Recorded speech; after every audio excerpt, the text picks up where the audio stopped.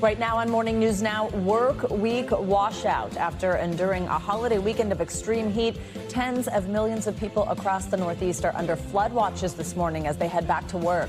Intense rainfall overnight turning the streets of the Jersey Shore to watery canals. And parts of New York hit with more than half a foot of rain.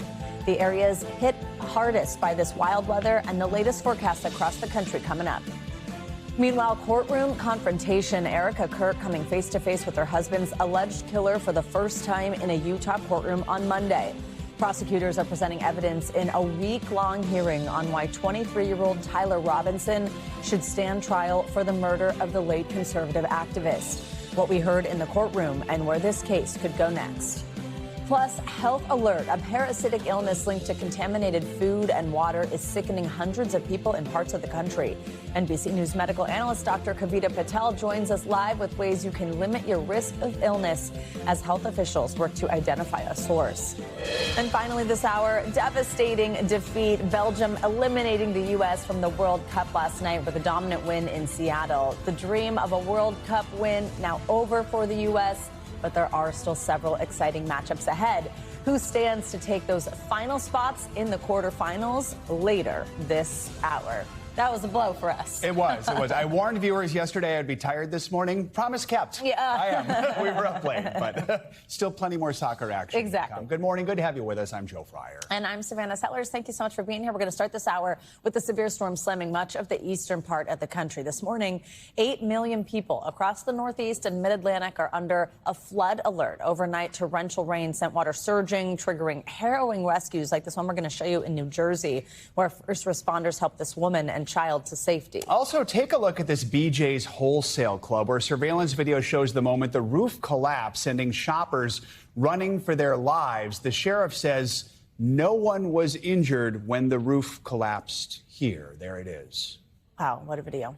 This was not the case at the theme park in North Georgia. 4 guests were injured after they were hit by a massive tree that collapsed during a powerful storm there. Now, utility crews from Louisiana to Connecticut are working around the clock to restore power. NBC News correspondent Aaron McLaughlin is in New Canaan, Connecticut, and has the latest. Aaron, good morning. This morning, millions of Americans are wringing out after torrential downpours struck the Mid-Atlantic and the Northeast, submerging cars and snarling traffic. In Ocean Township, New Jersey, terrifying surveillance footage shows the moment part of the roof of a BJ's Wholesale Club collapsed, sending a wall of water and debris into the aisles. Miraculously, authorities say no one was injured. On the Jersey Shore, floodwaters turned streets into watery canals, and in Long Branch, first responders helped a woman and child to safety. Here in New York, Brooklyn's famous Coney Island was drenched by over half a foot of rain. The latest downpours came as folks were still dealing with the aftermath of a wild holiday weekend. In Paramus, New Jersey, a street lined with 75-year-old sycamores came crashing down over the weekend, one falling between 2 homes in a near miss. And crews worked all day to restore power despite the rain, with more than 350,000 people across the Northeast in the dark Monday night. Now, to put all of this in perspective, New York normally only gets about 4.5 inches of rain for the entire month of July. But yesterday, in some places, they saw more than 8 inches of rain. That is a month to 2 months worth of rain in just a few days. Thankfully, today it's expected to dry out in the New York area, but there's more rain on the way for New England. Back to you. All right, Aaron, thank you. Now let's bring in NBC meteorologist Angie Lassman. She's tracking what's next for us. Angie, good morning. Hi there, guys. Good morning to you. We indeed do once again have some of this kind of rain focused across parts of the Northeast.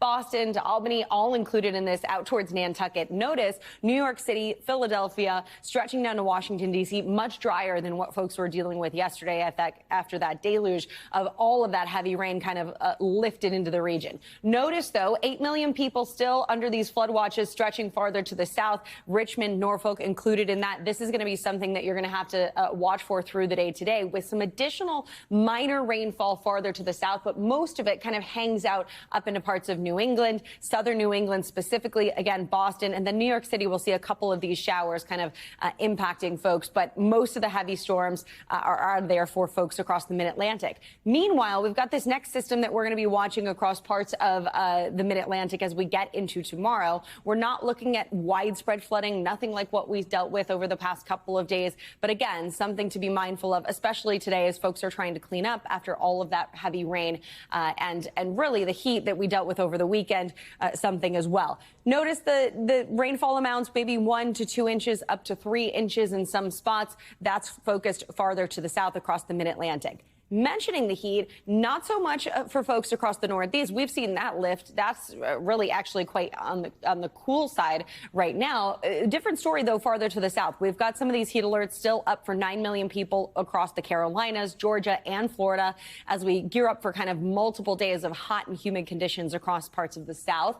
Mid-90s for Raleigh and Charleston, but notice those heat index values back to the triple digits. 103 for Raleigh, 107 for Charleston. Warm as well across Houston, with a heat index of 107 today, 106 for what it'll feel like in New Orleans.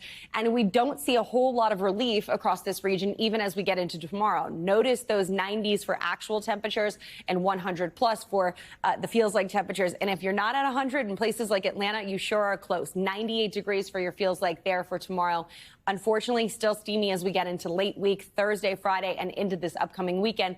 All of those locations still into those triple digits for the feels like temperatures, and at least into the mid-90s in a lot of spots for your actual temperatures. This is going to be something you deal with for multiple days on end. And that goes for our friends across the West, too. 19 million people under these heat alerts there. We'll see some daytime highs as high as 116 degrees across parts of the desert, guys. This is going to be something that we once again are watching for multiple days across this area. So it's the rain for the Northeast. We've still got some heat across the South at this point. Always summer somewhere. All right, Angie, thank you so much. Appreciate it.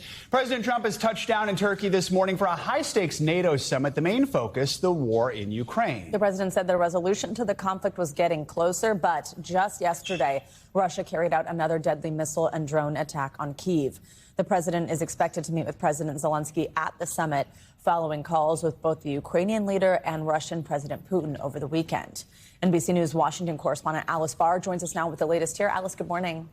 Good morning, Savannah and Joe. We're expecting a formal welcome ceremony any minute for President Trump, who's just landed in Turkey for a NATO summit that comes amid ongoing tensions with some of America's closest allies in Europe.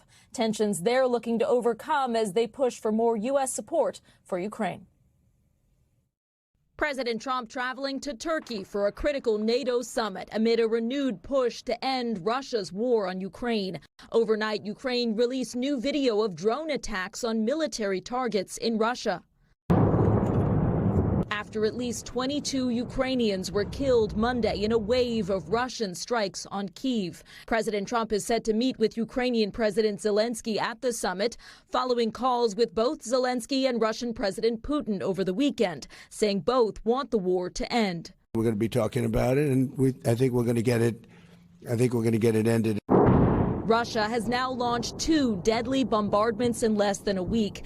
The death toll chilling evidence of Ukraine's dwindling missile defenses, something they'll keep pushing NATO for this week. Zelensky has frequently pointed to delays in restocking military supplies. You see what does it mean when the packages come to Ukraine slowly. Part of the problem, the war with Iran has raised concerns American resources are strained, though the White House is adamant the military has what it needs. That conflict also testing President Trump's relationship with NATO's European allies, who he slammed for not doing enough to back the U.S. against Iran, and is again pressuring to boost their defense spending, something European officials insist they've done, hoping now for new U.S. commitments on Ukraine with tensions high. President Trump posted overnight that the U.S. military has never been stronger, but that Congress must pass $350 billion in defense spending to keep it that way. Joe and Savannah. All right, Alice, thank you so much. Well, this morning, Democrats are scrambling to pick up the pieces of a crumbling campaign that is crucial to the party's effort to win back the Senate this November. Graham Plattner, who's the Democratic Senate nominee in Maine, is now denying a new allegation of sexual assault. Politico released a report yesterday detailing the latest allegation against Plattner, which comes from his former girlfriend, Jenny Rassicott. She claims Plattner forced her to have sex with him despite repeated objections after Plattner showed up to her home uninvited invited and drunk. She said it happened back in 2021. Now, Politico reports that it spoke with a man Rassicot dated and confided in the years after the alleged incident, and that it reviewed documents, including emails between Rassicot and her therapist. NBC News did not independently verify the report, and through a representative, Rassicot did not comment to us. In a new video statement, Plattner called the accusations categorically false. Here is some of that message. So, regardless of the inaccuracy of the reporting, but mindful of the political reality it will inflict, we are taking the time to reflect on the best path forward for the state that I love, the people that I love, the movement I belong to, and the goal of defeating Susan Collins. For more on this, let's bring in NBC News senior national political reporter Sahil Kapoor. Sahil, good morning. So first, just fill us in here and tell us more about the new allegations. Savannah, the accuser is Jenny Rassicot, 41 years old. She alleges that back in 2021, when she and Graham Plattner dated, there was this non-consensual sexual encounter where he showed up at her home, uninvited and unannounced, intoxicated, forced himself on her, even as she told him no. Politico, which first reported this, had their corroboration in the form of emails to her therapist and messages that she sent to an acquaintance warning about this, all of this, before Graham Plattner ran for office. She had previously spoke to the New York Times and said that Plattner showed reckless and unsettling behavior. Didn't say anything about this instance. She now says she didn't speak up then. She was reluctant to because she didn't want to be known as a rape victim, and that she's coming forward now because other allegations in the New York Times article ended up being questioned or downplayed by critics, and she now wants the truth to come out.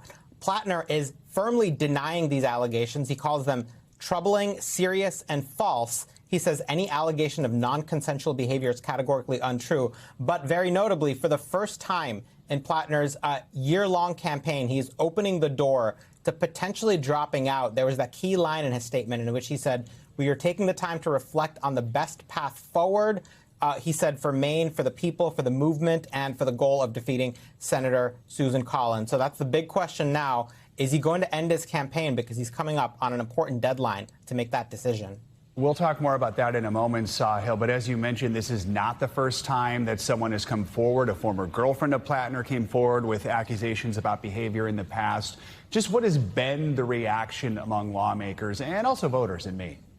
That's right. This is not the first accusation he's faced. This is, however, according to Plattner's allies, the most serious and the most well corroborated. And this one hits differently to them. The reaction has been swift and very critical from Democrats. Numerous Plattner allies and defenders, including several who had showed up in Maine to campaign for him, have rescinded their endorsement and called on him to drop out of the race. That includes well, let's first start with top Democratic leaders, Chuck Schumer and the DSCC chair, Kirsten Gillibrand. They had endorsed him, but they now say he needs to drop out, and they warn that Democrats will not invest in Maine if he is the candidate. That's a huge blow to any potential campaign that he might try to wage, because without the money from the National Party, he does not stand a chance of defeating Susan Collins. There's Congressman Ro Khanna, the progressive, who is considering a presidential run in 2028, called the allegation serious and credible and a red line for him. Senator Elizabeth Warren, who also traveled to Maine to campaign for Plattner, said there can be no tolerance for sexual assault. She called on him to drop out. Now, I'm told a number of Democrats feel angry and misled by Plattner, that Plattner had assured them privately that after his prior controversies, there would not be stories of this nature, sexual assault, coming out. And that was one of the reasons they were willing to stick by him in light of the prior controversies. He told them a story about how he made mistakes and did some bad things in the aftermath of getting deployed to Iraq and Afghanistan as a combat veteran, but that he was a changed person, that he was a better person now. Said there weren't stories like this, however, coming out, and they believed him. Many of those Democrats now feel burned. Sahil, there's also a major deadline coming up that could have massive implications on this race in particular. Tell us about that and some of the more specific concerns for Democrats as Plattner says he's weighing his future here. The key deadline there, Savannah, is July 13th, this coming Monday. Under Maine state law, Graham Plattner has the opportunity to drop out before then, in which case the state party can select a new candidate by July 27th. Now, that process is going to be fraught. It's going to be problematic for the state party, essentially party elites, to get in a room and choose a candidate who did not go through a primary, who was not chosen by the voters. But nevertheless, that's the position they're in. Many Democrats feel they have a better chance with a different candidate than with Graham Plattner. if he were to stay in the race past July 13th, he would need to show evidence of an emergency where he's physically incapacitated and have a doctor sign off on the fact that he would not be able to carry out the duties of senator. So he'd essentially be stuck if he doesn't make that decision by Monday. Sahil, this all begs the question, if Plattner does drop his campaign, do we have a sense of who might take his place? Because obviously within the Democratic Party, this really pits the liberal wing against the more moderates. Absolutely. That factional dispute between progressives and moderates has only intensified. In the wake of this, you've got moderates blaming the left for a failure to vet this candidate and for elevating a candidate who is this problematic. But a picture is beginning to emerge of potential replacements. There already is some jockeying going on between some prospects, a few names we've heard, including several who were runners-up in the Democratic primary for governor.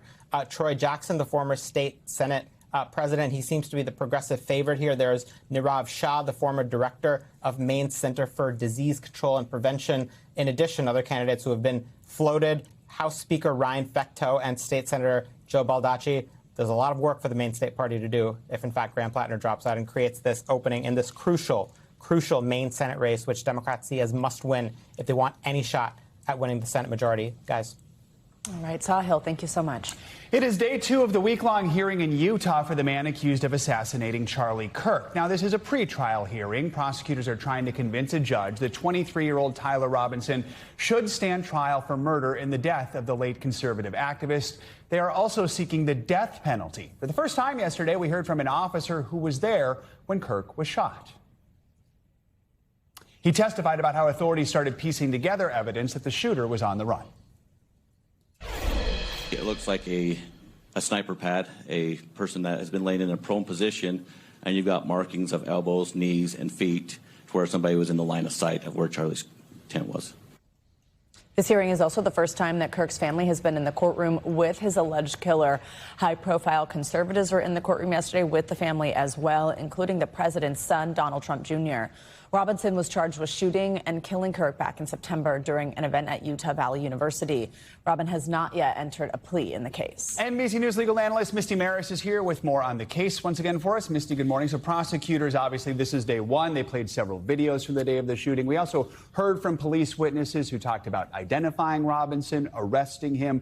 What stood out on this first day? So it is the amount of videos. So we've seen a lot that had come out publicly in the wake of this shooting.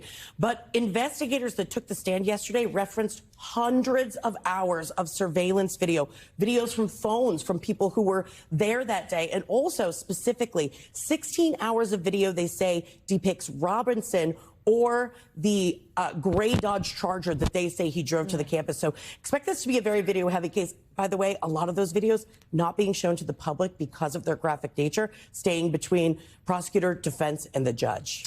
During this preliminary hearing, Misty, the prosecution is expected to play these recorded statements from Robinson's roommate, also his romantic partner, but they're opting out of having him on the stand. Why would they do that? So funny enough, it was the defense who wanted to bring the roommate into court and put him on the stand so they had the opportunity to cross-examine him. One of the big differences between a trial and preliminary hearing is that the evidentiary rules are a lot more lax. So hearsay is actually allowed. Instead of the roommate taking the stand, they can play this recorded investigative video that was taken back in April without him actually going on the stand and giving him the defense the benefit of cross-examination. Judge said, you get that, but you only get that at trial. Recall Robinson turned himself in after authorities say his parents recognized him in surveillance pictures. He hasn't actually entered a plea yet. I know every state is different, but walk us through why maybe he hasn't entered a plea yet. Yeah, Utah is very unique. Yeah. So in many states, you know, you go to the grand jury indicts. Here in Utah, they actually use this preliminary hearing as the mechanism to establish whether or not there's probable cause. So that's what the judge will determine. The next step, if the judge says, yes, there is probable cause for these charges, will be an arraignment where he will then enter a plea. So it's a little bit of a different state from a procedural perspective. What did we learn about the potential defense strategy yesterday? I thought this was interesting because there's no plea. It has been a mystery what the defense is going to do in this case. But if you listen to the cross-examination, I started to really hear some patterns. There was a lot of questions about the lack of security. Only 6 police officers for thousands of people. No security checks, checking for weapons at the front, no drones. Also making a point to say this is a concealed concealed carry state, right? It's okay to have a gun on campus. And in addition to that, we also heard a lot of questions about how do you really know that this was Tyler Robinson? So it seems that that's going to be the theme of the defense. A lot of focus on a holster that one of the investigators wrote in his report that they found at the site from a pistol, but was never picked up and never tested. Nobody knows what happened to it. So I would expect you're going to hear a lot about the investigation when this case goes to trial, and what the defense will say was it wasn't sufficient. So this suggests that maybe they wouldn't be going down at this point on any sort of mental health argument or anything like that, right? Based on what we're hearing from this cross-examination, It seems it's going to be prosecutors. You don't have enough evidence. But again, anything can change. We're so early in the process. Steve Maris, good to have you with us. Thank you so much. Well, newly released video shows the dramatic rescue following that hard landing a seaplane made on the East River here in New York on Sunday afternoon. No one on board was injured miraculously. But now, as NBC News correspondent Sam Brock reports, federal investigators are working to determine what caused that crash. Right, you see it right there to the left? To the left, right where the helicopter is. The frantic rush to save passengers on the East River. How many people you got? Seen through brand new body cam footage from NYPD's Marine Unit. Okay, come this way, come this way, come this way. After 8 people on board a seaplane had to be rescued following a hard landing Sunday. You're doing really good. The NTSB and FAA now both investigating the incident, the sudden drama captured from inside the cabin, where passengers remained collected even as the aircraft hit the water, snapping off the piece that connects the wing to the fuselage. Moments later, this emergency call from the pilot. Mayday, the plane down on the water. With helicopters above and NYPD boats racing to help, no one, incredibly, was seriously injured. Kathy Babis has been a pilot for 50 years and is certified on seaplanes. Sometimes the water is doing something you absolutely didn't expect at that moment in time, and you end up with a hard landing. The nose will typically flip over, then everybody's upside down, and that is less survivable. And I give kudos to the passengers. They were remarkably calm. These passengers just relieved. Come this way, come this way. For the heroic response and a plane that stayed above water. Sam Brock, NBC News, New York. International news. Large crowds flooded the streets of Tehran yesterday for the funeral procession of Iran's late supreme leader. NBC News chief foreign correspondent Richard Engel was on the ground there and filed this report. Iranian officials say millions attended the funeral procession for Iran's former supreme leader, Ayatollah Ali Khamenei, assassinated by the United States and Israel at the start of the war in February. The body of the late supreme leader is right there on a truck being brought through the streets of this city. This is a show of mourning, but also a political rally, a show of national solidarity, a way for the Iranian government to show that even after the war with Israel and the United States, that the government here is still standing. In fact, many Iranians say that because of the war, the government's grip on power has become even stronger. But not all Iranians remember Khamenei fondly. For over 3 decades, he ran a strict, authoritarian government, stoked regional conflict, and oversaw a brutal crackdown on women in 2022, the regime killing hundreds of people and arresting thousands. Opposition voices here were silent. We managed to speak to a member of the powerful Revolutionary Guard. They almost never talk to foreign journalists. Do you think the war is over, or do you think this is just a pause? We believe this war ends when we avenge the blood of Sayyid Ali Khamenei and his soldiers. The war is not over for us, he said. And everywhere you looked, there were calls for revenge. Our thanks to Richard Engel for that report. Iran's new supreme leader, Ayatollah Mujtaba Khamenei, did not make an appearance at the funeral. He has not been seen in public since he was injured in the same attack that killed his father. Well, nearly 2 weeks after 2 earthquakes devastated Venezuela, officials confirm the death toll now stands at more than 3,500 people. Now, some relatives of the tens of thousands of people still missing say they are tired of waiting for answers and accusing the Venezuelan government of not properly responding to the emergency. Here's NBC News national correspondent Morgan Chesky. Across La Guaira's coastal communities, rubble and dust blanket most neighborhoods. Tens of thousands of buildings collapsed. After 2 back-to-back earthquakes hit Venezuela, more than 30,000 people have been reported missing, according to an independent citizen-run online registry. Among them, Pedro Veloz and Alejandrina de Veloz. They lived on the 7th floor of a building in one of the hardest-hit towns.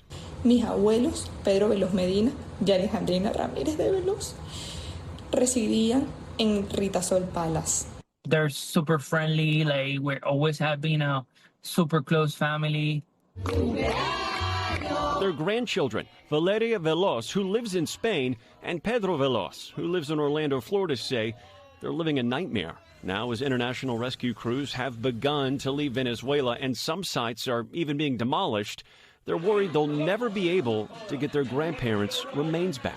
We just want to find the bodies and just, just get them and cremate them or, bury them or, as everybody should when they pass. International rescue workers told the Veloz family 10 large plates of concrete would have to be lifted to try to find them. We're still waiting for the telescopic machinery to be able to remove the biggest concrete. Part of their agony for 12 days is trying to find a crane or heavy machinery to remove that debris. And they're not alone. NBC News has spoken to other families in La Guaira who were also in desperate need to find loved ones. Some told us operators have charged as much as $2,000. In other cases, there's no diesel to operate them, and many others have warned against crane operators who don't have the necessary experience. A crane used in the search for Gladys Rio and Crescencio Merota appeared to have done more harm than good, according to their son. As soon as the machine started to work, it destroyed the main columns, and it left the structure weakened. Now, it's so hard to get in, we don't want to put lives at risk.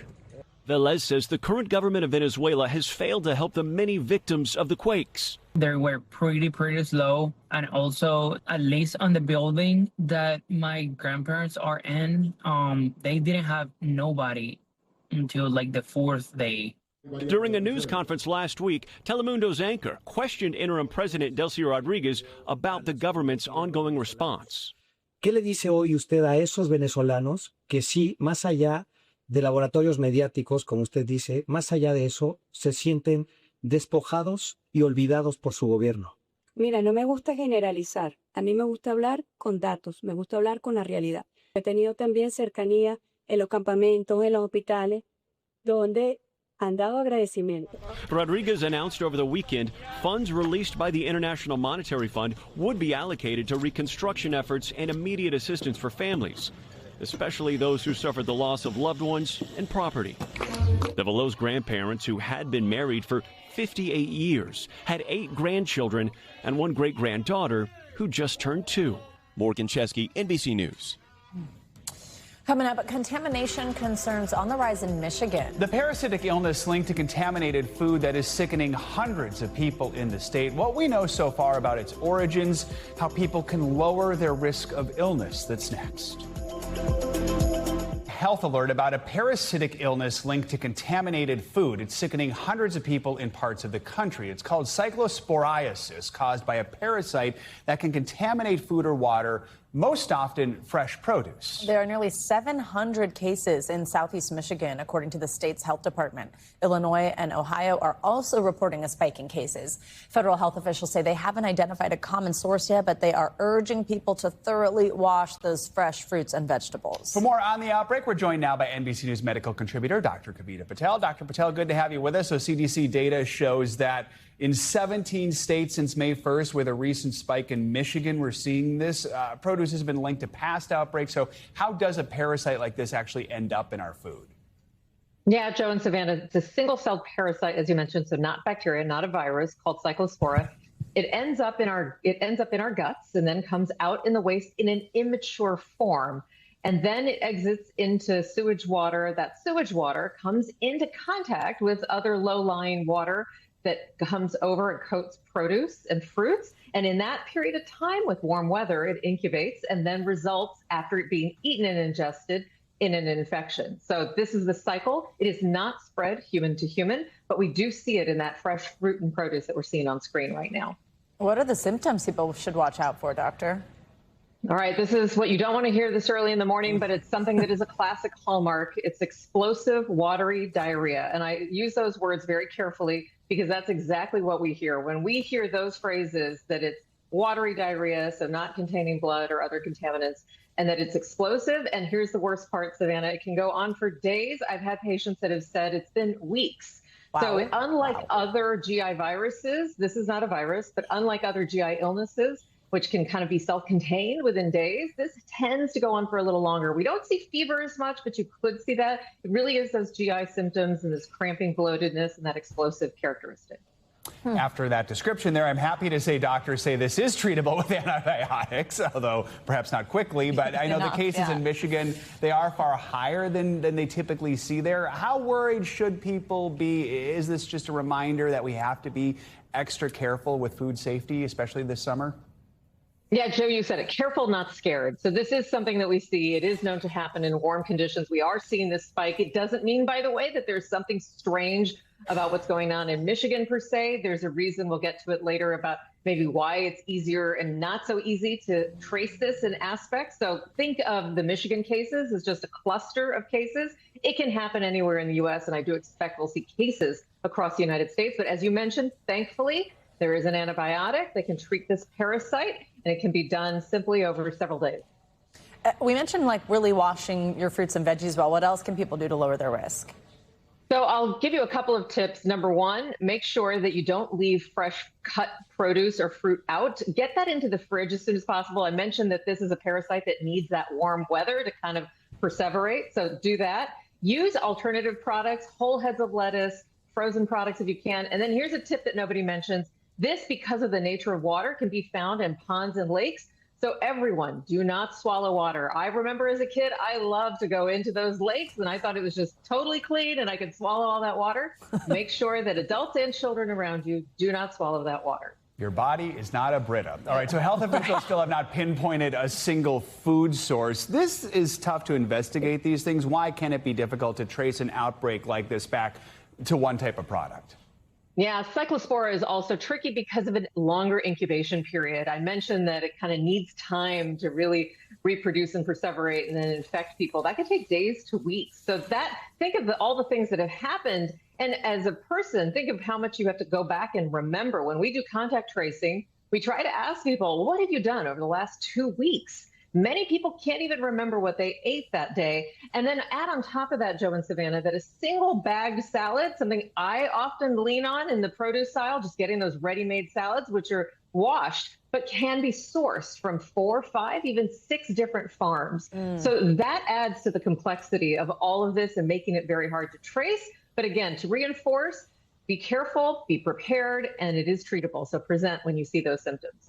Dr. Patel, unappetizing but helpful information this morning. We do appreciate you joining us. Thank you. Everybody's awake now. Thank you. All right, moving from the body to the mind for our weekly mental health check-in. This morning, many people are feeling the emotional toll as wildfires rage in the U.S. and in Europe. Plus, no pain, no gain. We're going to break down something called type 2 fun and how a little discomfort can lead to big benefits. We've got board-certified psychiatrist Dr. Sue Varma joining us now with that and more. She's also the author of Practical Optimism. Dr. Varma, always great to have you with us. So let's start with these wildfires and this anxiety really that can be fueled by this. We've got this heat, these dry conditions. We're seeing the West Coast. We're seeing parts of Southern Europe dealing with these fires. Now, officials say thousands of firefighters have been working around the clock to try to contain them here in the U.S. So how are these wildfires affecting the mental health of those in these impacted communities? And what should people do about this? Anybody who's feeling overwhelmed or worried? Yeah, so, wildfires are known to have really detrimental impact on our mental health, from anxiety to depression to post-traumatic stress disorder. Now, look, the vast majority of people, once they experience a wildfire, they may have stress symptoms, acute stress symptoms for 4 to 6 weeks, and they resolve. But for some people, a smaller subset will go on to have these symptoms: nightmares, insomnia, trouble falling asleep, trouble concentrating. And what we do know is that a lot of people who live near wildfires, they actually have higher rates of antidepressant, anti-anxiety medication use if you look at data in those areas. So being able to break things down into what I call productive anxiety and unproductive anxiety, which is what can I do for a lot of people having a packed bag, an emergency plan, being vigilant in terms of the news, having a support system and where to go, because what we see is that displacement causes a lot of stress. You've been ripped away from your neighborhood. You may have lost your homes, your belongings, financial devastation afterwards, and having to rebuild. So having any sense of community continuity while, let's say, if you're staying in a temporary shelter, whether it's being able to identify friends and relatives. So, keeping all of this in mind. Let's talk about something a little bit lighter here. I think most of us can relate to having a bad hair day. So one researcher is breaking down just how much our hair can affect our mental health. Tell us more. What's the connection here? It's so interesting that when we have our hair and when we like it, we totally take it for granted.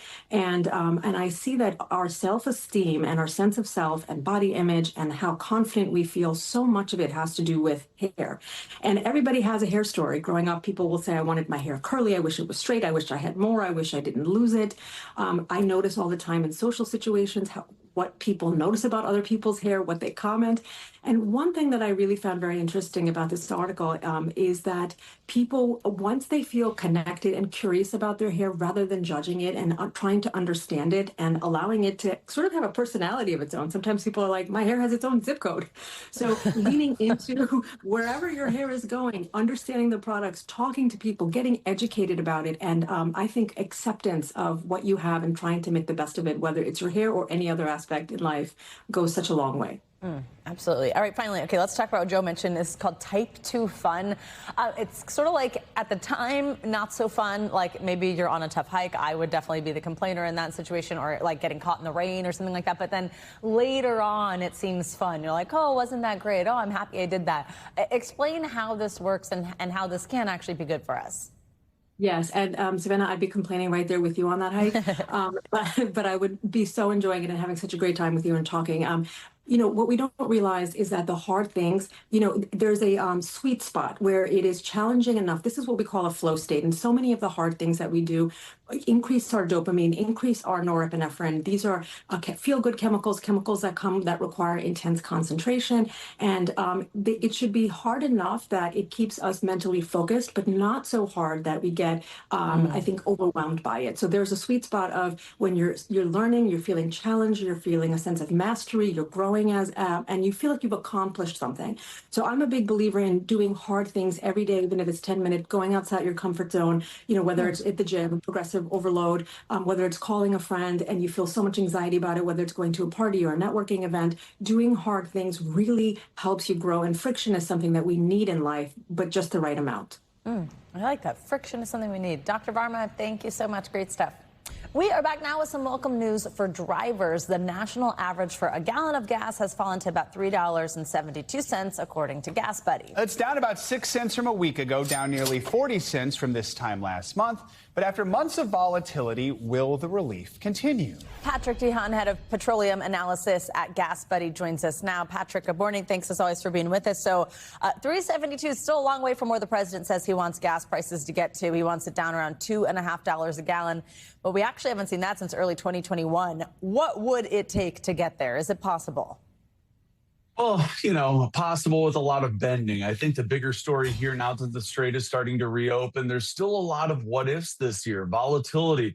We are getting into the peak of hurricane season. Remember back to 2017 when hurricanes Harvey and Irma had a 1-2 punch that really impacted gas prices. But the other story that's not really being covered as much, new Ukrainian attacks on Russian oil refineries. There's only a finite amount of global refining capacity, and we need every barrel of that capacity. And with Ukraine launching attacks on Russian refineries, we've seen some of those pictures from Russia, long lines overseas. Russia, which has long been an exporter of products like gasoline, diesel, and jet fuel, is now having to import products, and that's the big wild card. You can't build refining capacity overnight.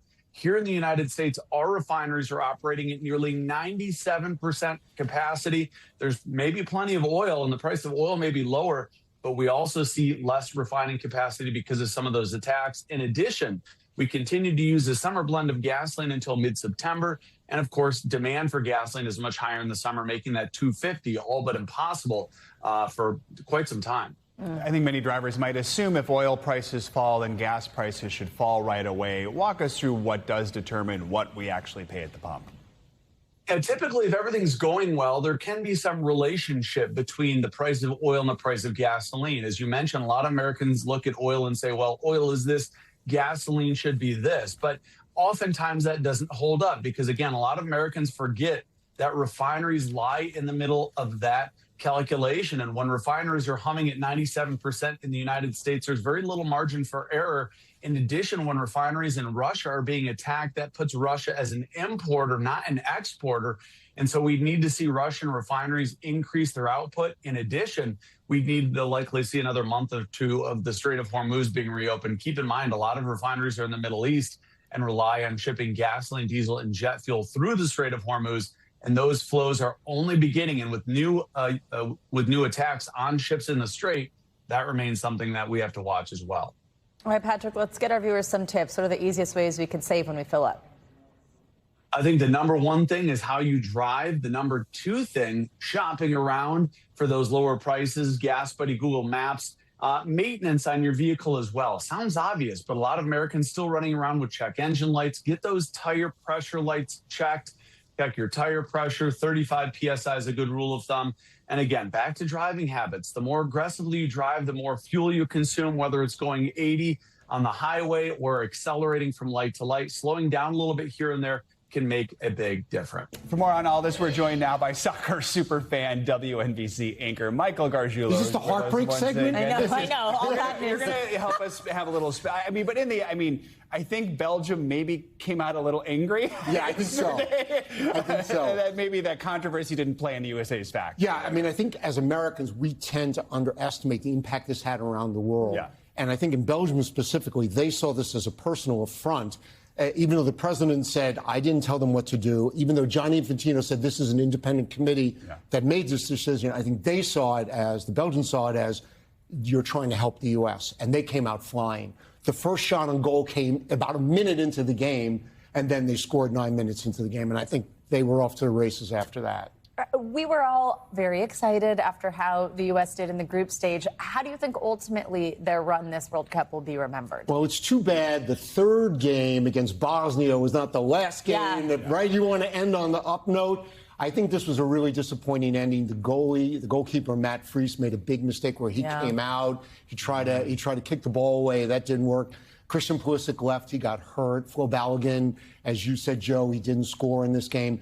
So I think the World Cup's still an amazing success, and I think Americans are really excited, and they really like this team. It's just unfortunate this is the way they went out. We should keep in mind, only one team ends with a win. So right. all the others end with a loss. So, and that includes Portugal yesterday losing to Spain 1-0, and that means this is it for Ronaldo. He has scored in 6 World Cups, but he has never won a World Cup. And Dan Marino didn't win the Super Bowl. Yeah.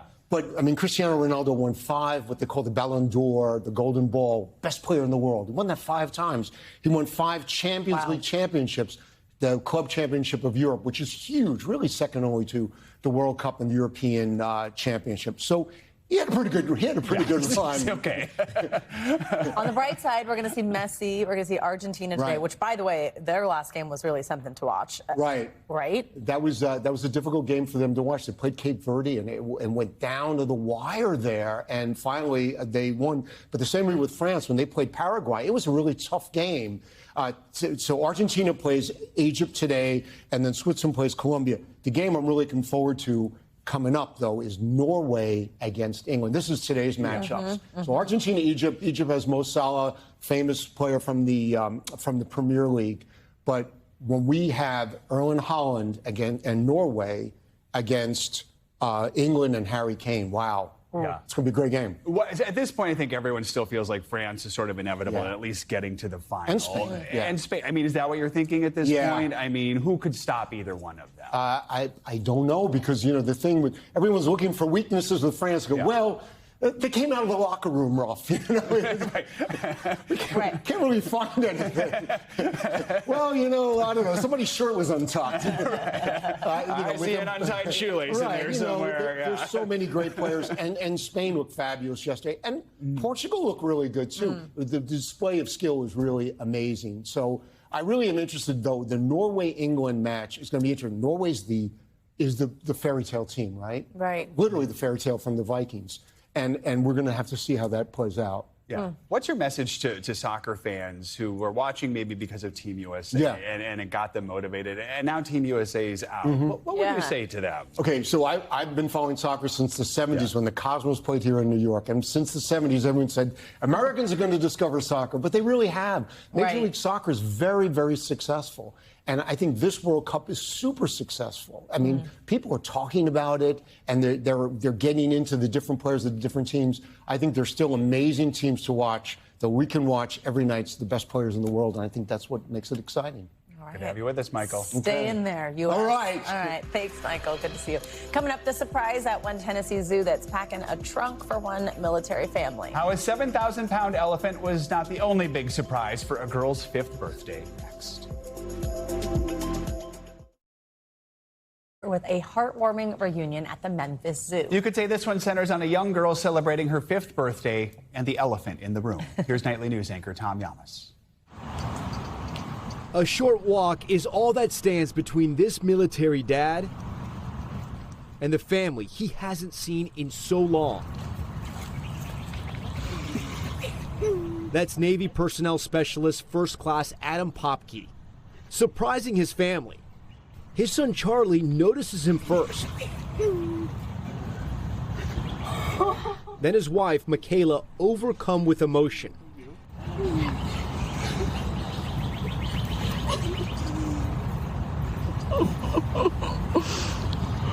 Finally, there's his little girl, Lorelei, jumping into his arms.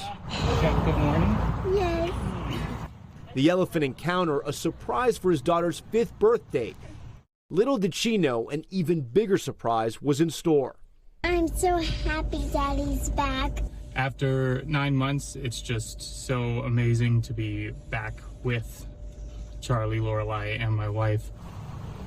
And this hug says it all. A family so glad to be together again. Tom Yamas, NBC News. Beautiful surprise. The elephant, though, completely unfazed by the whole thing. Just enjoying its meal. Waiting for a snack. All right, that's going to do it for this hour of morning news now. Stay with us, though the news continues right now.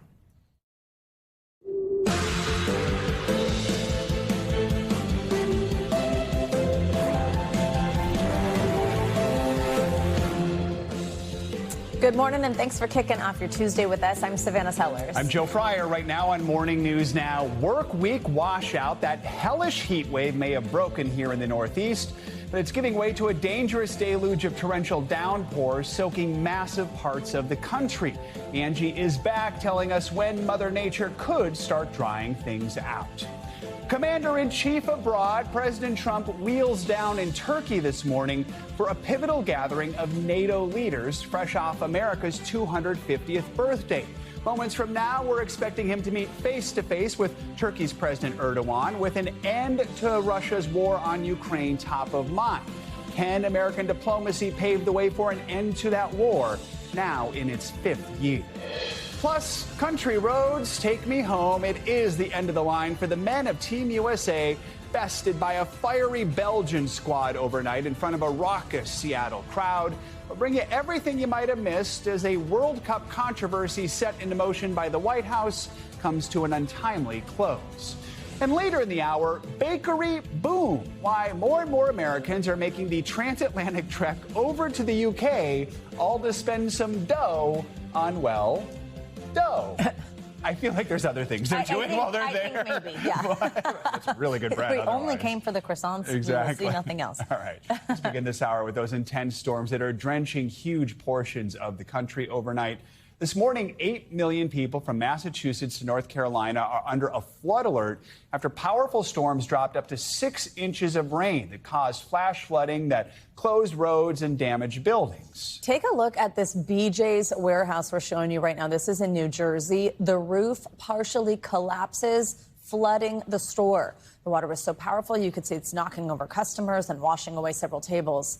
NBC News correspondent Aaron McLaughlin has the latest from New Canaan, Connecticut. Aaron, good morning.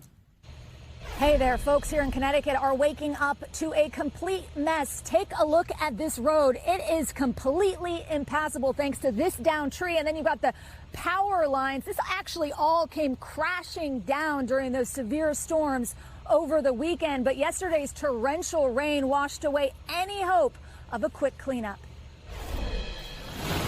This morning, millions of Americans wringing out from an intense super soaker.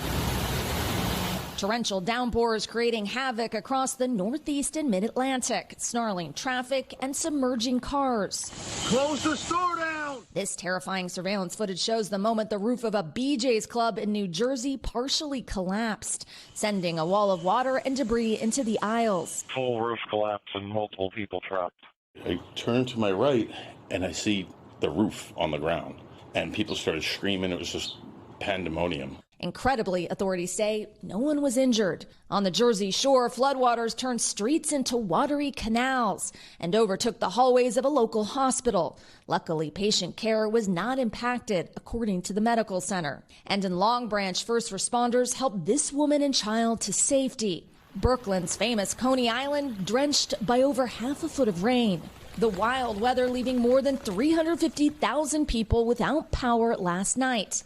The Midwest not spared either. Flash flooding shutting down this highway in Kentucky during rush hour. The latest downpours coming as folks were still dealing with the aftermath of a holiday weekend of wild weather. From downed power lines in Ohio to a street lined with 75-year-old sycamores that came crashing down in Paramus, New Jersey. I mean, that is a near miss if I've ever seen one. Yeah, exactly.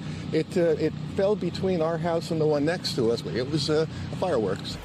And to put all of this rain into perspective, normally for the entire month of July, the area of New York gets about 4.5 inches of rain. Yesterday, some parts saw over 8 inches of rain. That's a month and a half to 2 months of rain in just a few days. Now, thankfully, New York area is expected to begin to dry out, but more rain is on the way for New England.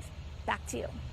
All right, Aaron, thank you. For more on the weather hitting your area, let's bring in meteorologist Angie Lassman. She's got a lot more on what we can expect today. Hey, Angie, good morning. Hi, guys. Good morning to you. Yes, indeed. We've got a little bit more rain to talk about. We've got some heat to talk about. But notice what we saw in the last 48 hours. You just heard Aaron kind of talking about some of it. Coney Island, over 6 inches. You can see multiple locations with 4 plus even 5 inches of rain across a good chunk of the Northeast. The good news is those areas seeing a whole lot less rain through the day today. We're maybe going to pick up some of those kind of additional passing showers, but we're not looking at a big batch of heavy rain. So folks in those spots can hopefully clean up through the day today. We do still have some rain across parts of New England, Boston to Albany, including parts of Vermont, New Hampshire, stretching into Maine. We're going to continue to see some of those showers lasting at least for a little while longer. And we do still have some flood alerts up for 8 million people across the Mid-Atlantic. That's going to be kind of the lay of the land through the day today. You can see more of that rain kind of hanging around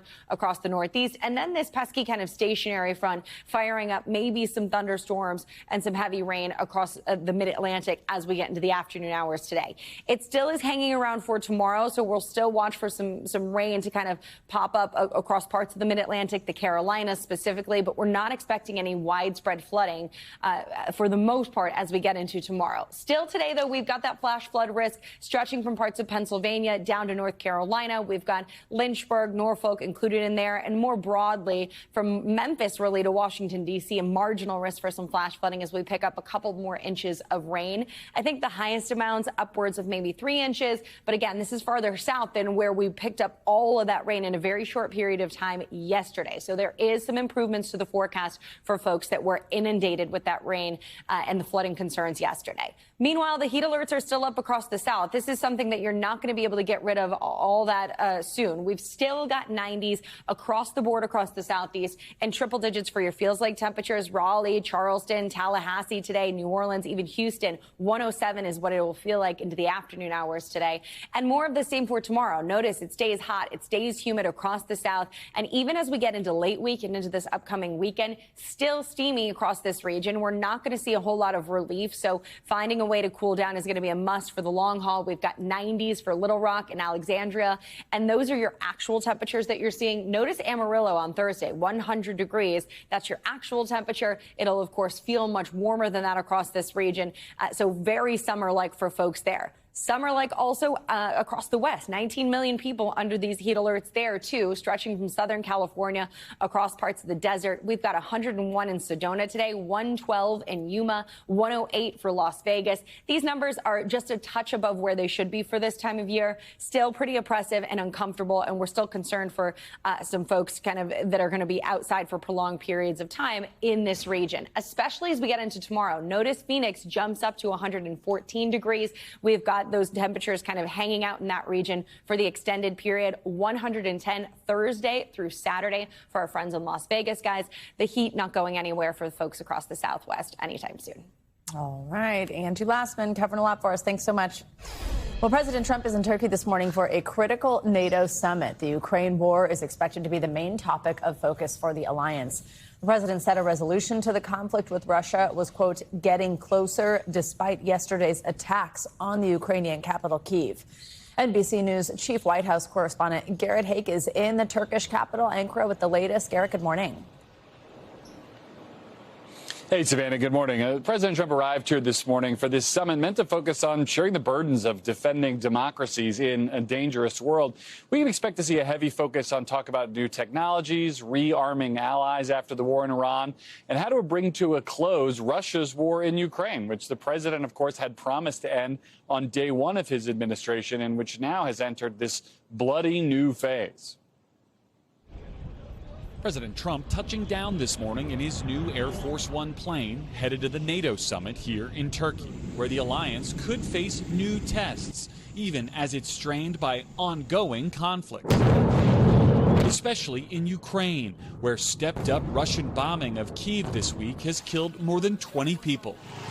Ukraine's President Zelensky pleading for faster access to more American-made air defenses. For today, it's too slow.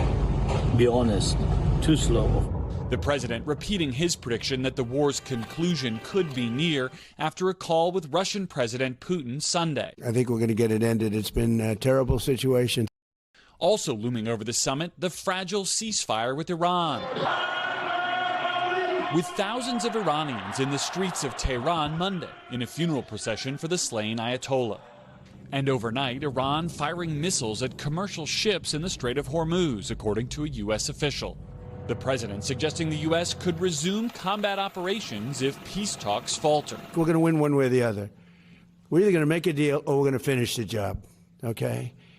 In a meeting with NATO's Secretary General last month, the president accused allies of not supporting the U.S. war effort. He was not too much involved when they weren't too nice to us in our recent little military skirmish.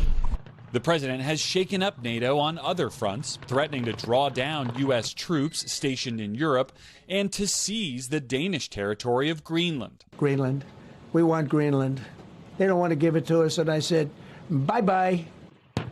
But his ongoing pressure campaign urging allies to step up their own defense spending now largely embraced by lawmakers. NATO is stronger because of the approach that he has taken.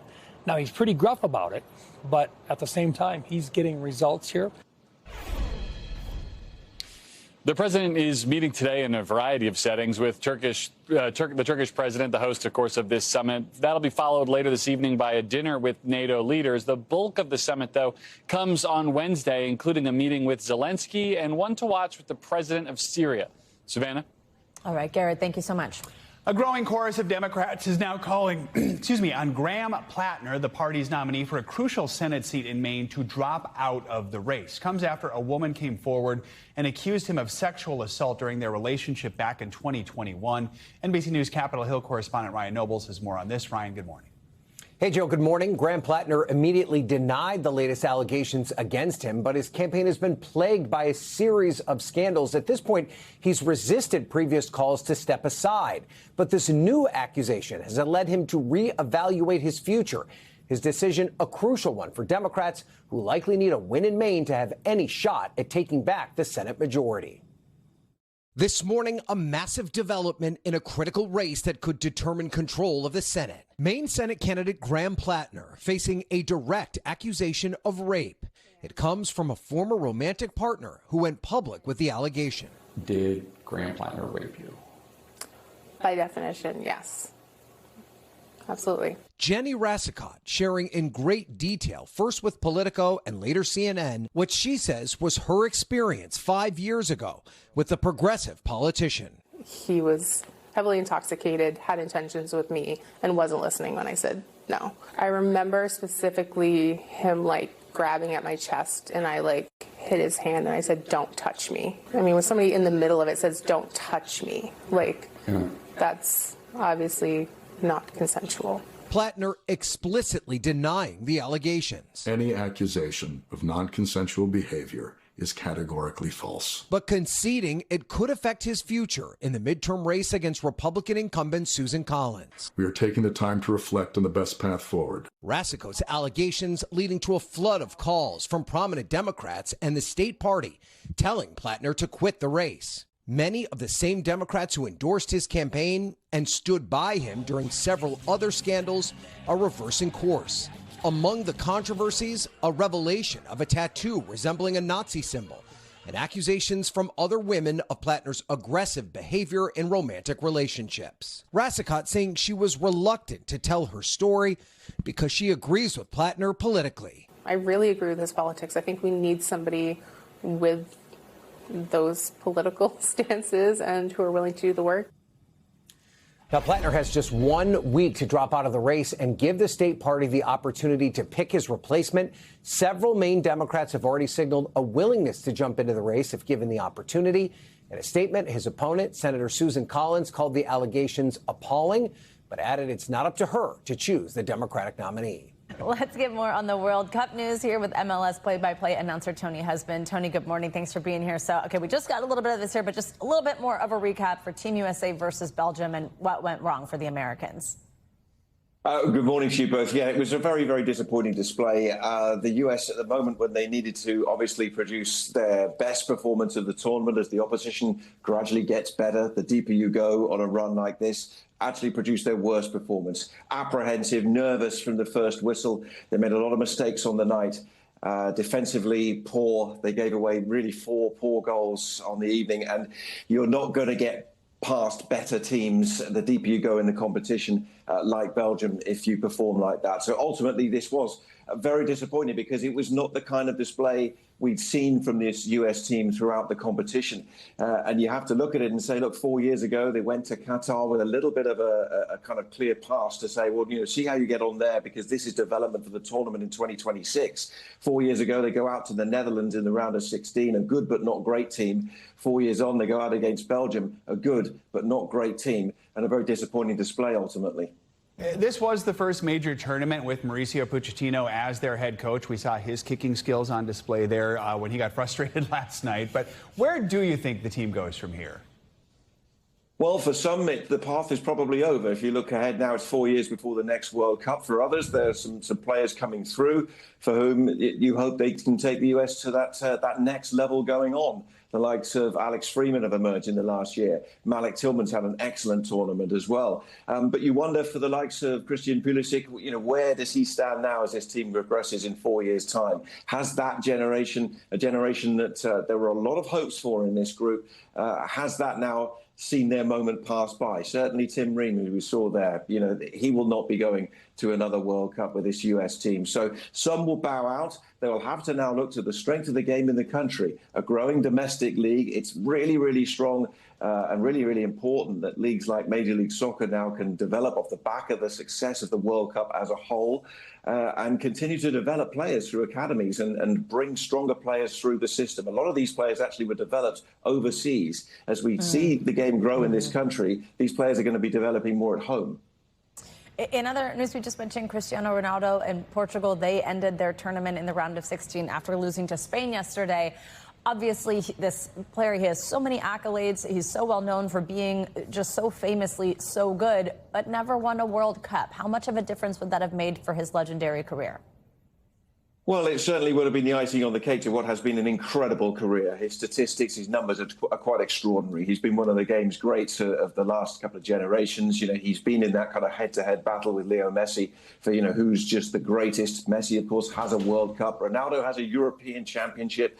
But ultimately, some people will look back on this final appearance for Portugal and say that, you know, really, did he hinder his team a little bit? You know, he's not the most mobile now at 41, and they didn't take him out of the game and bring on Gonzalo Ramos, who actually got them into this game by scoring the goal against Croatia that won them the round of 32 game. So a lot of debate, I think, as to whether Ronaldo should have even been on the pitch by the end of the game. And that may have held Portugal back a little bit. So that's a big talking point, but undoubtedly incredible contribution from Ronaldo to the game. And he's another for whom now the journey ends. There are 2 more games in the round of 16 today. One of them does include Messi. Argentina coming off that scare last Friday night against Cape Verde. What should we expect today? What are you looking for? Well, you know, I would have said to you that Argentina would have just got past Cabo Verde without any problems at all, and yet they were given an almighty scare. It took them extra time to get past them. So on paper, they should get past Egypt. And, you know, the South American teams, this is a big day for them actually now, because you've got Colombia later on as well. But I would suspect that Argentina should get through, and they learn from the mistakes and the scare that they got from Cape Verde. And then, of course, you've got Colombia, who are taking on Switzerland. That's a very close game. Interesting one. The Colombian support will be absolutely huge for that game. And I would suspect that Colombia might just get past the Swiss. But that actually probably the closest game of the day. All right. Tony, thank you so much. Good to see you. Appreciate it. Much more to come on this hour of Morning News Now, including the mystery over the health of a longtime Kentucky Senator Mitch McConnell, what his team is now saying in the aftermath of that cardiac arrest incident last month. First, after the break, major developments out of the Middle East this morning. Hamas dissolving its political presence in Gaza. But what exactly might that soon look like, and how will it impact any plans for peace? We're going to take you overseas next.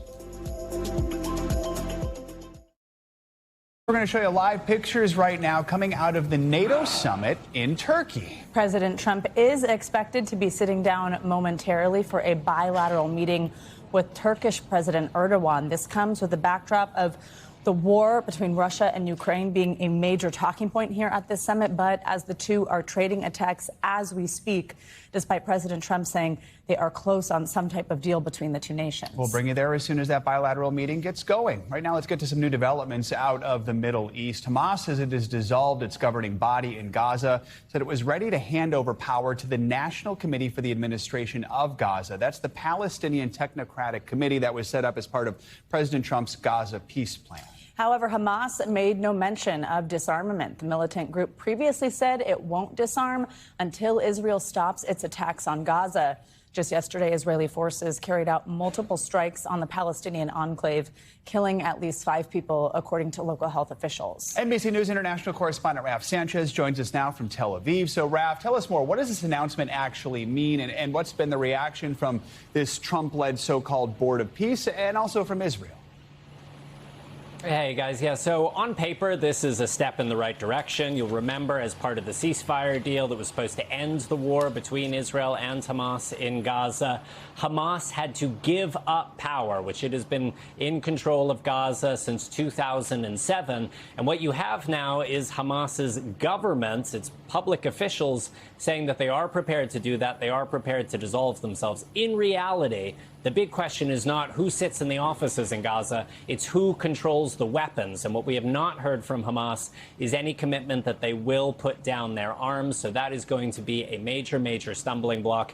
And what you're hearing from the Board of Peace, which you'll remember President Trump set up this international body, it includes some world leaders, it includes a number of business people, is that they are judging Hamas by its actions, not by its words. They are saying ultimately our assessment will be guided by actions, not promises, to meet the critical needs of the people in Gaza. So on paper, a major development. In reality, still a long, long way to go. Guys. By the way, viewers, we're showing you live pictures now of President Trump arriving at this. He's arriving for the NATO summit and about to hold this bilateral meeting with the president of Turkey. And as soon as they begin talking, we'll listen into that. Raf, though, while we have you, I do also want to talk. We mentioned Hamas disarmament. That is a key stipulation of the peace plan between Gaza and Israel. Tell us, explain that piece of this. So Hamas is supposed to put down its weapons as part of this deal, but there are also conditions on Israel. Israel is supposed to withdraw from Gaza, and right now there's just no sign of either of those things happening. We talked about Hamas agreeing to dissolve its government. It's supposed to be replaced by a kind of technocratic Palestinian committee. So these are non-political people, they're engineers, they're lawyers, they're supposed to take over instead of Hamas. Israel at this point is blocking them from even entering Gaza, let alone assuming power there. This committee of Palestinians is stuck in Cairo, in Egypt. Prime Minister Benjamin Netanyahu not eager to allow them into the Gaza Strip. And there is this proposal from Israel to move the Palestinian population in Gaza all the way down to the south of the Strip to what they're calling a humanitarian city down there. They said that they could accommodate the desperately needed humanitarian needs down in that area. But that is drawing a lot of criticism from Palestinians, from the international community, who point out the people of Gaza have already been displaced en masse by Israel multiple times since 2023. One former Israeli prime minister even describing this plan for a humanitarian city as a concentration camp, given that it would push all the Palestinians into one small slice of Gaza. That, of course, is an allegation the Israeli government denies. Guys. Raf, we know, especially last year, the NATO summit, the issues between Israel and Hamas have loomed large at these summits. This year, sort of a different story. We know so much of the focus is on Ukraine and Russia. But do we expect to hear much about what is happening there in the Middle East, the story you're covering at the NATO summit this week? So, Joe, I would expect, to the extent that we hear much about the Middle East, the focus is going to be much more on Iran. It's going to be on getting the critical Strait of Hormuz fully open. We've seen more reports of ships coming under fire there, getting oil supplies back up to the level they have been. After that, you have ongoing fighting in Lebanon, despite what is supposed to be a ceasefire between Israel and Hezbollah, the Iranian-backed militant group there. And so, to the frustration of a lot of Palestinians, Gaza tends to be a pretty distant third when it comes to priorities here in the Middle East. You saw President Trump was, very invested diplomatically, politically in Gaza at the very beginning of his term. You had the Biden administration handing over this nearly finished ceasefire deal over to the Trump administration. But since then, there hasn't been a whole lot of progress, and we haven't seen President Trump spending a whole lot of time on it. Instead, you have this kind of unhappy status quo where Palestinians in Gaza are still living under pretty dire humanitarian conditions. You still have Israeli forces in Gaza. You have pretty regular airstrikes. 5 people were killed in Gaza by an Israeli airstrike over the last 24 hours, according to the Gaza Health Ministry, which is controlled by Hamas. And so this status quo continues, unbearable as it is for many, many people. There doesn't, at this point, seem to be much progress towards any alternative. Guys. Raf, we're watching President Trump as well as the Turkish President Erdogan head to a microphone. It seems here we might be hearing from them momentarily, so forgive me if I interrupt you. But notable also that the president is there in the region. Turkey shares a border with Iran. Israel, where you are, of course, has been a key piece. Let's actually listen, and it looks like the president is beginning to speak right now. Raf, thank you. Stay with us. Oh. Raf, hopefully you're still with us. It was a brief speech. Brief stop at a mic test. A mid-walkway microphone. Raf, but notable that he's in the region there, in a country that shares a border with Iran. Israel has played this piece. With the conflict with Iran, it's also placed a strain on President Trump's relationship with Prime Minister Netanyahu. Yeah, absolutely. We've heard the president say pretty openly how frustrated he has been with Israeli Prime Minister Benjamin Netanyahu. Specifically, that Netanyahu has continued to order very aggressive strikes in Lebanon, even though a ceasefire in Lebanon is a key part of the ceasefire with Iran. And you've seen the White House concerns that Israeli actions in Lebanon could derail this entire effort to reach a final agreement with Iran, get the oil flowing once again. You've had a couple of tense phone calls between the president and the Israeli prime minister, and that is making life difficult for Netanyahu as he heads into an election in October later this year. You might remember, guys, one of Netanyahu's big calling cards when he asks the Israeli public for its vote is that he has this strong relationship with President Trump, and that is a relationship that is looking increasingly shaky right now. You saw Vice President Vance pretty openly scolding the Israeli government from the lectern of the White House press briefing room as he was laying out this deal. So there are some strains in the U.S.-Israel relationship right now. Guys. All right. Raf Sanchez reporting from Tel Aviv. Again, President Trump now has arrived at the NATO summit meeting right now with President Erdogan. We are going to bring you their bilateral as soon as it begins in a few moments. We'll be right back after a quick break. More Morning News Now.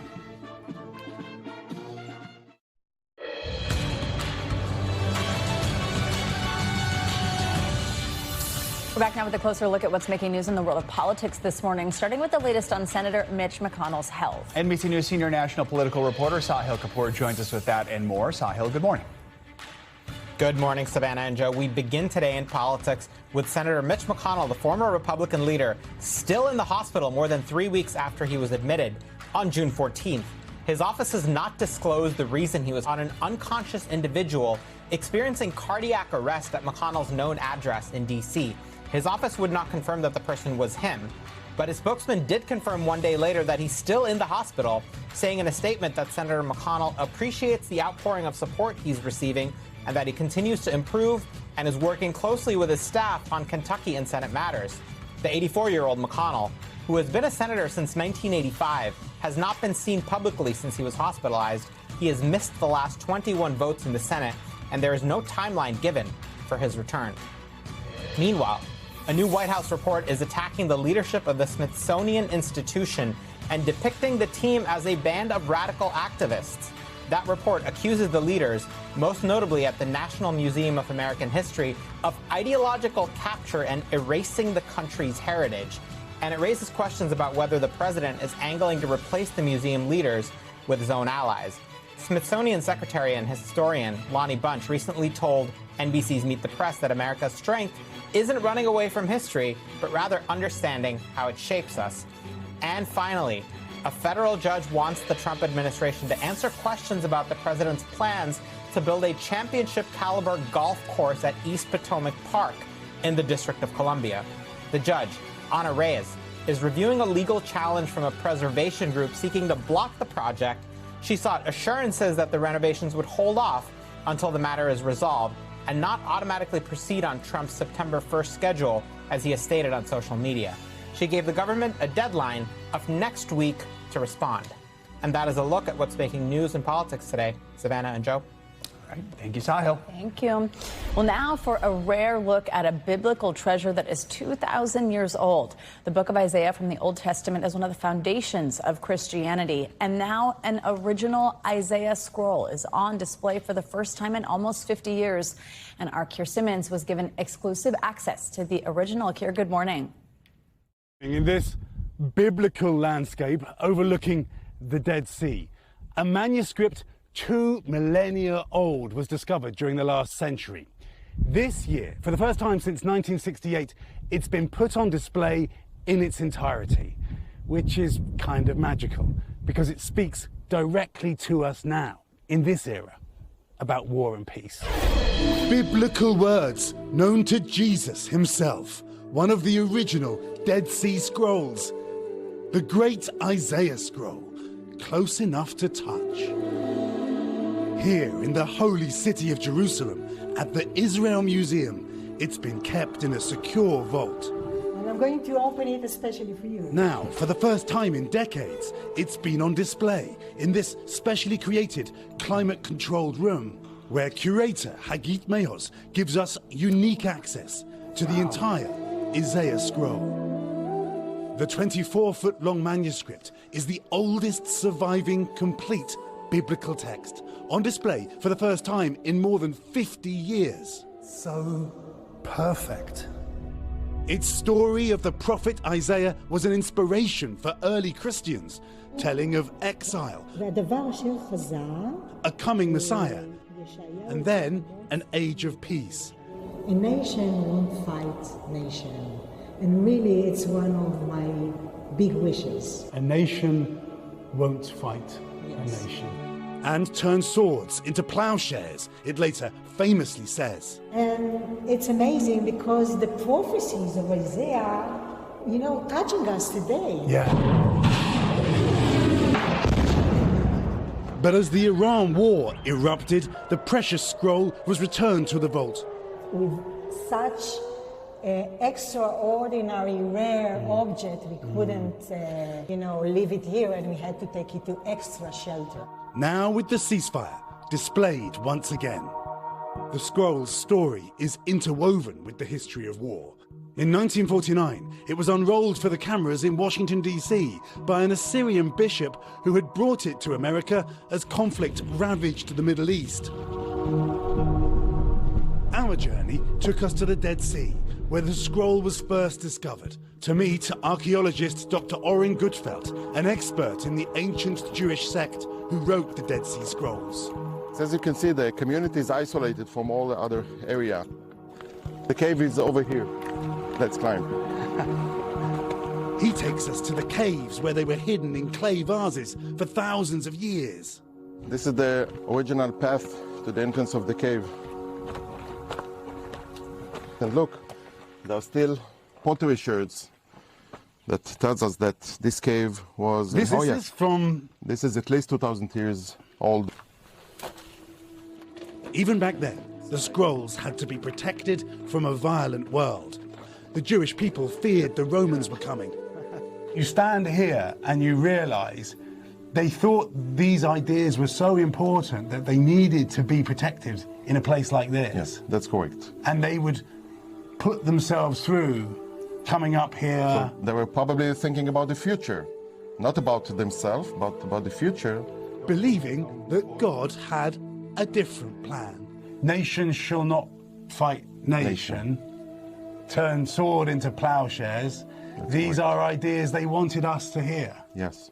The great Isaiah scroll survived all this.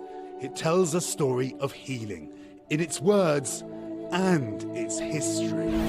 The Dead Sea Scrolls discovered here weren't just written as a kind of message to people in the future. They were used by the folks who wrote them as guidance for their lives, which is sad and hopeful that now today we're grappling with the same challenges of conflict. Guys? Wow. Absolutely incredible to see. Keir Simmons, thank you. Let's get back to the NATO summit in Turkey. President Trump is just sitting down for a bilateral meeting with Turkish President Erdogan. Let's listen in. We have a lot of our equipment.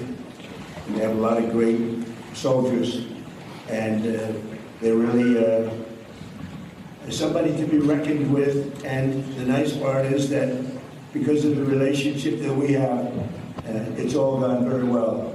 I just want to say that I have respect for the president, and I think it's really to the benefit of both countries. We're going to be talking today about trade. We're going to be talking about other things having to do with the military, lots of different things. Probably estimated their military. They cannot have a nuclear weapon. And we're going to have some very good discussions.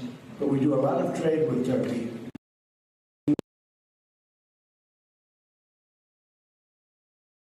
It's had a very big impact on both of our countries. So I just want to tell you that it's an honor to be with you. And we're going to have a lot of good meetings. We're going to have good dinners, good food. We're going to have a good time, but mostly we're going to have a lot of work. And we're going to do good things for our countries. Thank you very much, Mr. President. Thank you. Sayın Cumhurbaşkanım, havaalanına kadar geldiniz. Çok teşekkür ediyoruz o yüzden. Çok uzun süren bir dostluğumuz var biliyorsunuz. Son derece saygı duyduğum, yakın bulduğum bir insansınız. Buradaki buluşmalarımızda, görüşmelerimizde 3 konudan bahsedeceğiz. Askeri, ticari ve bir de İran konusundan bahsedeceğiz. Gerçekten çok güçlüsünüz. Çok güçlü askeri ve silah sanayi açısından çok güçlü bir yerdesiniz şu anda. Dolayısıyla teşekkür ediyorum ve çok iyi bir vakit geçirdiğinize inanıyorum. Thank you. Very much. Okay. Mr. President, are you going to sell F-35s to Turkey, and what about the legal restrictions? Well, it's a decision we're going to make. We have a very good relationship. I would think that many people, I can tell you, many people, including the people sitting right here, thinks, why wouldn't we do that? We have a better relationship with Turkey, and Turkey's been in many ways much more loyal than other countries that we think would be loyal. So, yeah, it's something certainly we would consider. It's a great plane. It's the best, currently the best plane by far. And it's certainly something we will consider, yeah. Yes, Daniel, please.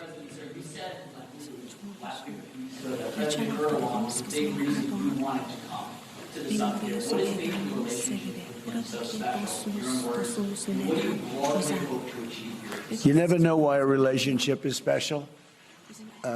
Some people you get along with, and some people you don't. Sometimes you get along with the toughest people, like him, and sometimes you don't get along with the weakest, most pathetic people. You just don't get along. Maybe you don't respect them, but from the day we met, we got along. We had a pastor, as I remember, his name was Pastor Brunson, and it was a very big thing, and it was very traumatic. He was sentenced to a long-term prison sentence, and I felt he was innocent, and I called.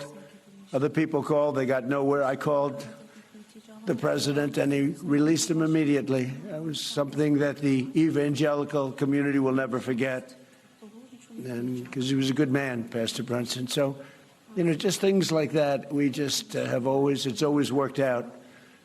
And I think it's been from the very beginning, from the first moment. I said it before, it's a chemistry that works between us. There are those that I don't have a good chemistry with, I will tell you that. And we work that out too.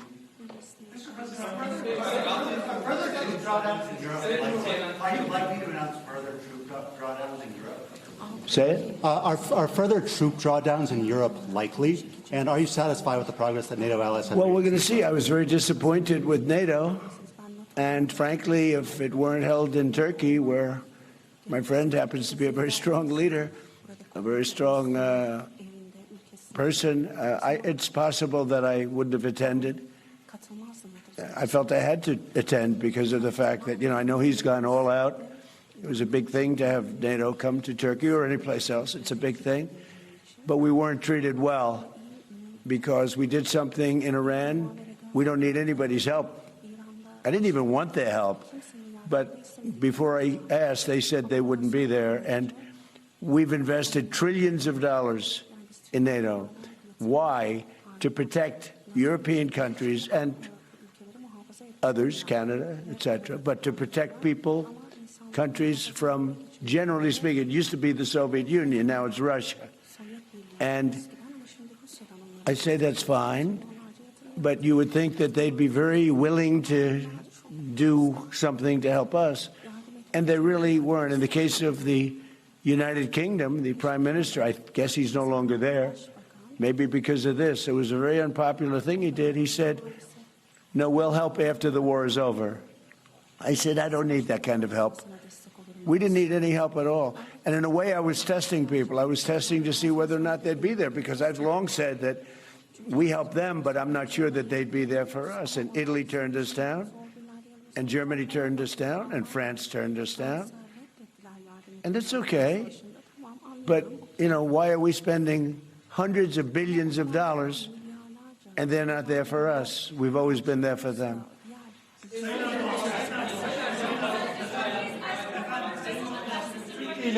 Türkiye ile Suriye arasında Türkiye'de efendim İran'daki savaşın sona erdirilmesi için oldukça çaba sarf ettiniz. Müzakere süreci devam ediyor ancak nihai bir anlaşma noktasına gelinmiş değil. Bundan sonraki süreçte Türkiye nasıl adım atacak İran ve ABD arasındaki müzakere sürecinin olumlu bir şekilde neticelenmesi için? Bu süreçte yine aynı şekilde bizler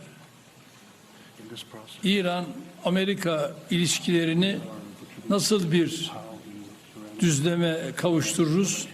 Onun gayreti içerisindeyiz.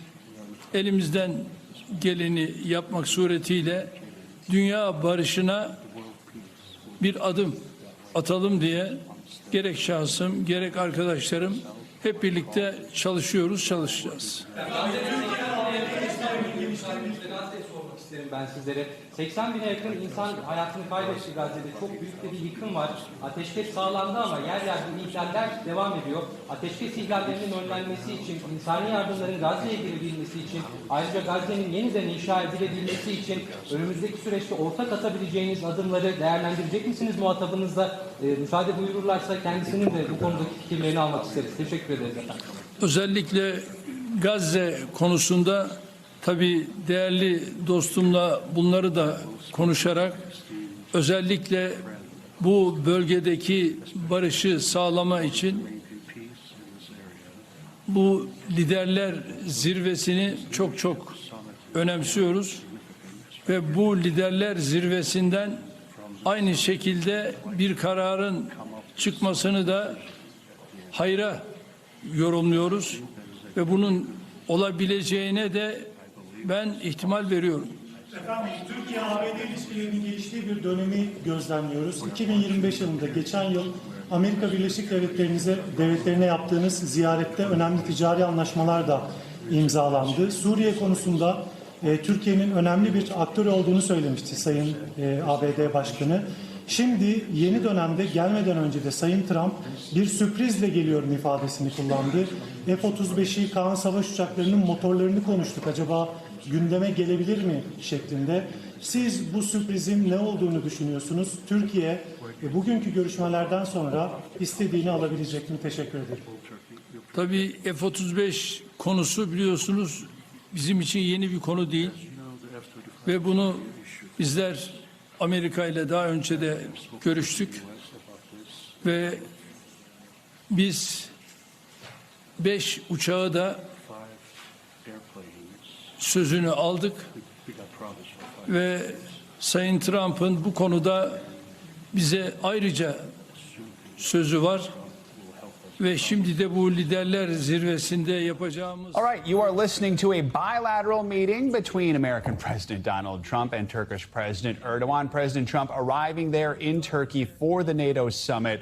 Praising the host nation, Turkey, while also continuing to express some of his disappointment that he's echoed over the past year and a half during his second term with NATO, especially over European support for the war with Iran. Actually, even mentioning that if it weren't for Turkey, for the meeting being in Turkey and for it being his friend, President Erdogan there, not sure that he would have made it to this meeting. It comes as there's quite a bit to be unpacked at this NATO summit, including what's happening between Russia and Ukraine as we speak. Of course, the years-long war at this point, but also the two trading attacks right now after Russia attacked Kyiv just within the last day, killing multiple people. Let's listen back in as President Trump begins to speak again at this bilateral meeting.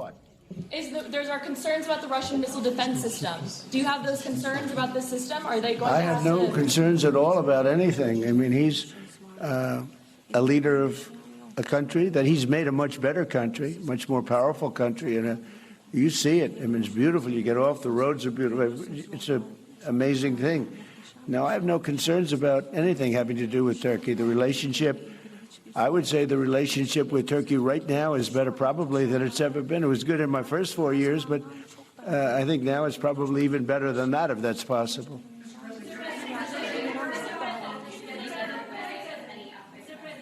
Sir, U.S. military and Turkish military constitute a really strong and large military base for NATO. Are we expecting further defense cooperation out of this bilateral meeting, out of this NATO summit here in Ankara? Well, we're going to find out when I go there. We're going to find out. We're going to be having meetings. I'm very friendly with many of the leaders. You know, some of them are new. We don't know them. But, you know, I've been doing this for now sort of a long time.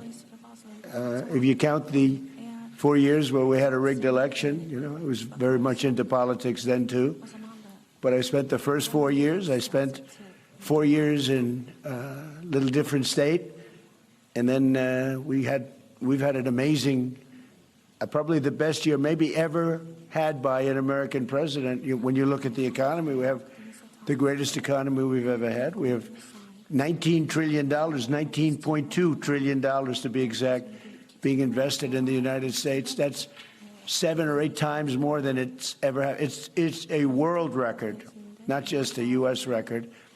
And I just read where, in fact, coming over, I was in the car with those beautiful horses, those great riders, those great soldiers, and it came over the wires that Toyota is moving out of Mexico into the United States and building one of the biggest truck and car plants ever built. It's amazing. That's what tariffs do, if properly used. And so we've never had a more exceptional economy or potential economy. There's never been anything like it. Under the last administration, they did much less than $1 trillion of investment coming in. And we're at $19.2 trillion in actually the first 12 months, because that's where it's, you know, really, so we're there a year and a half, so that number is now substantially higher. But 19.2 trillion, Scott, for a period of 12 months. Nobody's ever seen anything like that. So we have by far the greatest economy. We have more jobs right now in the United States than ever before. And we have a great relationship with some countries on trade, and Turkey happens to be one of them.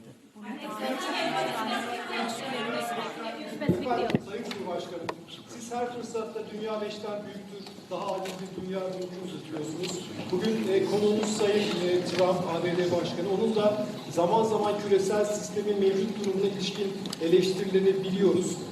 NATO'nun 2 en büyük askeri gücü olarak bu noktada, bu eleştiriler doğrultusunda ortak bir adım, ortak bir girişimde bulunması önümüzdeki süreçte söz konusu olabilir mi?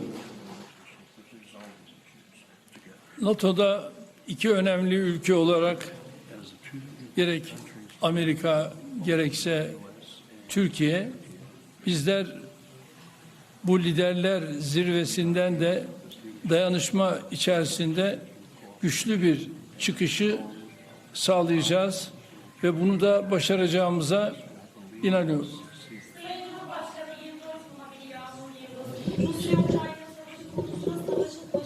Bu yana arabuluculuk tesis ettiğiniz, 2 ülkenin Dışişleri Bakanlarını Antalya Diplomasi Forumu'nda bir araya getirdiniz. İstanbul'da çok önemli müzakereler yürüttünüz. Bu zirve kapsamında da Sayın Trump'ın Sayın Zelenski ile görüşeceğini biliyoruz. Nihai aşama olarak hangi noktadayız? Savaşın sonlanması konusundaki gidişata ilişkin değerlendirmeniz nedir? Teşekkürler. Antalya Diplomasi Forumu'nda Dışişleri Bakanlarımız bir araya geldiler. İstanbul müzakere sürecini de... Is that for me? Are you asking me, or are you asking the president? The president, yes.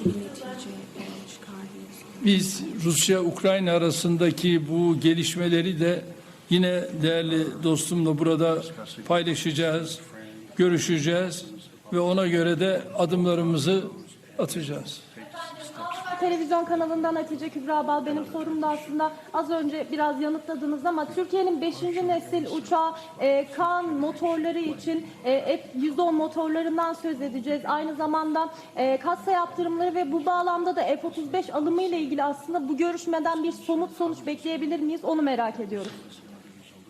Ben bunu daha önce değerli dostumla görüştüm ve Kaan'la ilgili onun motorları noktasında bu liderler zirvesinde bu görüşmeyi değerli dostumla tekrar bir araya geldik. Onu görüşeceğiz ve inanıyorum ki bununla ilgili bize verdiği müjdeyi burada da tekrar edecektir ve bu müjdeyle de herhalde liderler zirvesinde kendisine teşekkür edeceğiz. You know, I might add that Turkey bought planes. It's the best plane. But they bought planes from the United States. And when you buy a plane from the United States, if there's engine... President Trump holding a bilateral meeting right now with Turkish President Erdogan after arriving at the NATO summit. Tonight, they'll have dinner. Tomorrow, the work really gets underway with the president scheduled to meet with Ukrainian President Zelensky. That is going to do it for this hour of Morning News Now. We thank you for watching, and remember, stay updated on breaking news and top stories on the NBC News app or watch live on our YouTube channel.